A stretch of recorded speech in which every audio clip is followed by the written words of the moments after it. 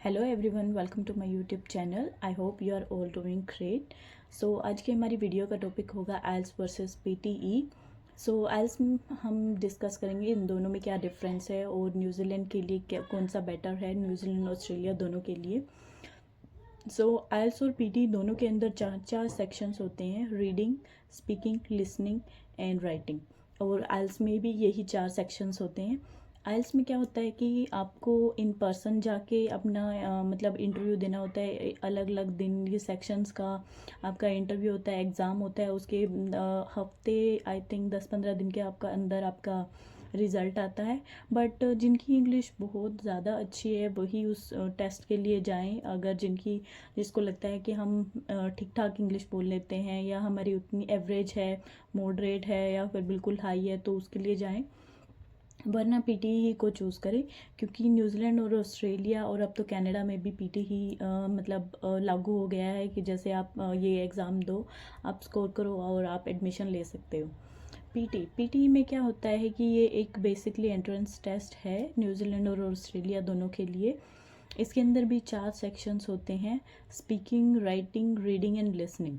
चारों के अंदर ही सब डिविजन्स होते हैं इन सेक्शंस के। जैसे अगर हम बात करें स्पीकिंग की, तो स्पीकिंग में क्या होता है, फर्स्ट हमारा रीड अलाउड आता है, फिर हमारा रिपीट सेंटेंस आता है, फिर हमारा रिटेल लेक्चर आता है, फिर हमारी डिस्क्राइब इमेज आती है, वन वर्ड आंसर आते हैं। और जैसे अगर हम बात करें रीड अलाउड की, 6 से 7 रीड अलाउड आते हैं, 10 से 15 रिपीट सेंटेंस आते हैं, और 1 से 2 रिटेल लेक्चर आता है, 4 से 5 आई थिंक 3 से 4 इमेजेस आती हैं, और 5 वन वर्ड आंसर्स आते हैं। फिर हम बात करें राइटिंग की, तो राइटिंग में क्या रहता है कि फर्स्ट क्वेश्चन होता है हमारा, एक पैराग्राफ दिया होता है, उसके अंदर हम कनेक्टर्स को यूज़ करके उसको पैराफ्रेज करते हैं। सेकंड आता है हमारा ऐसे लिखना। ऐसे का एक अलग से पीटी के अंदर टेम्पलेट होता है जिसको आप याद करो और एज इट इज़ आपको एग्ज़ाम के अंदर लिख के आना है। उसके अंदर कुछ कुछ टॉपिक 1, टॉपिक 2 ऐसे करके हम सेंटेंसेस हैं जो हमारे क्वेश्चन दिया होता है उसमें से हमें उसको चूज़ करके लिखना होता है। फिर हम आता है रीडिंग का सेक्शन। रीडिंग सेक्शन में क्या होता है, उसमें फिलिंग द ब्लैंक्स होते हैं, रीऑर्डर होते हैं, और ड्रैग एंड ड्रॉप बोलते हैं जिनको। Reading filling the blanks, reading and writing filling the blanks ऐसे होते हैं। ये भी 4-5 सेक्शंस होते हैं इसके अंदर। फिर हम बात करते हैं लिसनिंग की। लिसनिंग के अंदर क्या होता है, एक समराइज स्पोकन टेस्ट होता है, कुछ फिलिंग द ब्लैंक्स होते हैं, कुछ हाईलाइट इनकरेक्ट वर्ड्स होते हैं, एंड मोस्ट इम्पोर्टेंट हमारे डिक्टेशन होती है। डिक्टेशन के जो मार्क्स है वो हमारे रीडिंग में भी राइटिंग में भी जाते हैं और हमारे लिसनिंग में भी जाते हैं। सारे ही मॉड्यूल्स ये इंटरकनेक्टेड होते हैं पीटी के लिए, कि जैसे अगर आपका रीडिंग सेक्शन है तो वो स्पीकिंग से कनेक्ट होता है। अगर आपकी स्पीकिंग बहुत अच्छी गई है, आपकी स्पीकिंग बहुत अच्छी गई है आपका, तो रीडिंग में भी आपके मार्क्स ज़्यादा आ जाएंगे। ऐसे ही अगर आपका राइटिंग अच्छा गया है तो आपके लिसनिंग में अच्छे नंबर आएंगे, और लिसनिंग अच्छा गया है तो आपके राइटिंग में नंबर अच्छे आएंगे। बेसिकली ये सारे ही इंटरकनेक्टेड होते हैं। और अगर आप चाहो कि कैसे क्लियर करना है तो उसके लिए मैं एक अलग से वीडियो बना दूंगी, वो सेक्शन बाय सेक्शन, किसके अंदर आप कैसे हाई स्कोर कर सकते हो। फिर हम बात करते हैं पीटी को कैसे क्लियर करना है, कैसे एग्ज़ाम देते हैं। तो हार्डली 15 से 20 दिन का ये एक पैटर्न होता है। आप इतने दिन अगर आप अच्छे से तैयारी करोगे तो आप अच्छे से अपना पीटी का स्कोर गेन कर सकते हो, अपना एग्ज़ाम दो। और अपना एग्ज़ाम 15 दिन पहले बुक कर दो ताकि आपको 2 वीक्स मिल जाए, उसके अकॉर्डिंग आप और अच्छे से प्रिपेयर कर सको। और जैसे ही आप अपने एग्ज़ाम बुक कर दिया तो उसके बाद थोड़ा सा और मेहनत करो ताकि आपको फर्स्ट एक नंबर मीन्स कि आप फर्स्ट अटैम्प्ट में ही अपना एग्ज़ाम क्लियर कर दो। और उसके बाद होता है कि सेक्शन बाय सेक्शंस आप अपनी तैयारी करो हर डे। स्पीकिंग को इतने घंटे देना है, राइटिंग को इतने घंटे, लिसनिंग को इतने घंटे। और कुछ कुछ होते हैं कि जिनका रीडिंग अच्छा नहीं होता उनको टेंशन लेने की ज़रूरत नहीं है, क्योंकि आप फिर अपने रीड अलाउड और रिपीट सेंटेंस पे ज़्यादा फोकस करो। क्योंकि अगर आपका रीडिंग अच्छा नहीं है तो आपको स्पीकिंग में आपका अच्छा स्कोर करना पड़ेगा, जिससे कि आप रीडिंग में भी पास हो सको। और हर रोज़ कम से कम 50 डिक्टेशंस की प्रिपरेशन करो। और फर्स्ट अटैम्प्ट में ही क्लियर हो जाता है। उसके लिए आपको कॉन्फिडेंस रखना है, पहले एग्ज़ाम में घबराना नहीं है बिल्कुल भी, क्योंकि मैं खुद घबरा गई थी तो मेरा एग्ज़ाम बिल्कुल अच्छा नहीं गया था। बट मैं सेकेंड टाइम में जब एग्ज़ाम देने गई थी तो मैं अपनी फुल तैयारी में गई थी और बिल्कुल भी घबराई नहीं थी, तो मेरा एग्ज़ाम क्लियर हो गया था।